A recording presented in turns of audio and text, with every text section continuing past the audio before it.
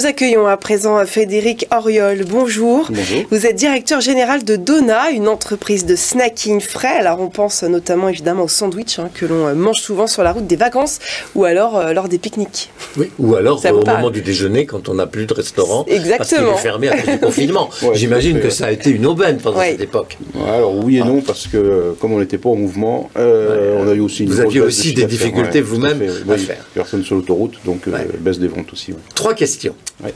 La première, au-delà de ce que Mathilde vient de dire, vous faites quoi très précisément et c'est en train de changer, et c'est en train d'évoluer ce que vous êtes en train de faire. Ouais. Je le sens. Ensuite, à qui?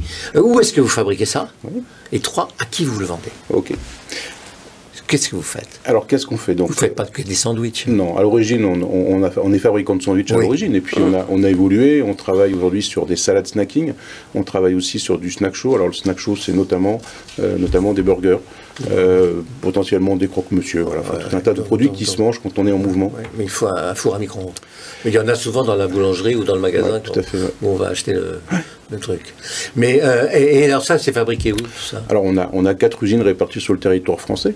Alors notre première usine historique est en Bretagne, à Guingamp, et puis on a d'autres usines à Arras dans le nord, à Laon, et aussi dans le nord, et puis à Sevray, qui nous permet de garantir la qualité, la fraîcheur des produits et pouvoir livrer. C'est une préoccupation majeure, parce qu'on voit bien, il y a eu quelques accidents, notamment dans le domaine de la pizza, qui n'est pas le même que le vôtre, mais tout à fait. Et puis sur l'origine fraîcheur, viandes, sécurité alimentaire, ça fait partie de nos prérequis pour travailler au quotidien.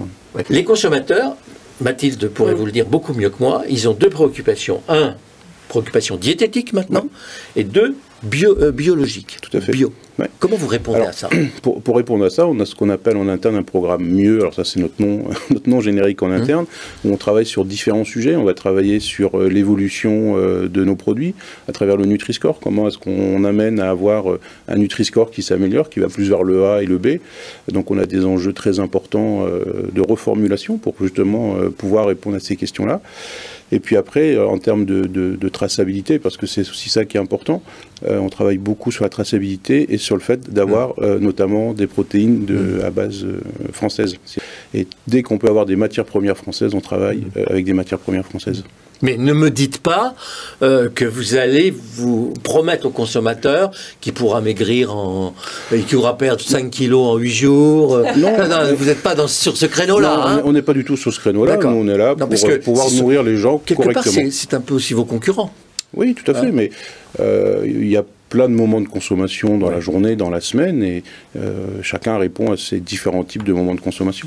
Qu'est-ce que ça a changé, le télétravail, pour le consommateur? Pour le consommateur. Il y a eu 2 types de télétravail. Il y a eu le télétravail subi, où là on s'est tous retrouvés à la maison avec les enfants. Et là, on s'est mis à faire la cuisine. On s'est mis à faire la cuisine. Et aujourd'hui, il y a le télétravail volontaire, basé sur la base du volontariat, où en fait, les gens n'ont pas forcément envie de cuisiner à la maison quand on est tout seul. Donc l'intérêt, c'est aussi de pouvoir rentrer dans le foyer pour pouvoir apporter des produits à snacker dans le foyer. Votre mode de distribution, c'est principalement la grande distribution et les stations-service. Oui, grande distribution, station-service, RHD. E-commerce.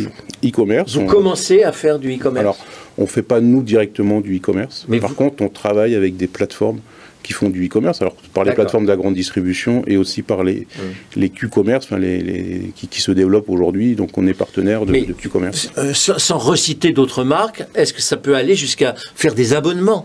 On va vous faire un abonnement mensuel où vous recevrez votre repas tout est possible, parce que de toute façon, on voit bien qu'il faut qu'on imagine, voilà, on est en mouvement, tout est en mouvement, il faut imaginer tout un tas de solutions, bien sûr. Oui. Donat, c'est une marque bien française, ça. Ça a quel âge?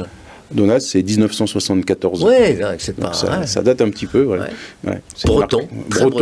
Fier d'être breton. Très très fier d'être breton. Et puis on s'est développé après sur toute la France, mais à l'origine c'est la Bretagne. Ouais.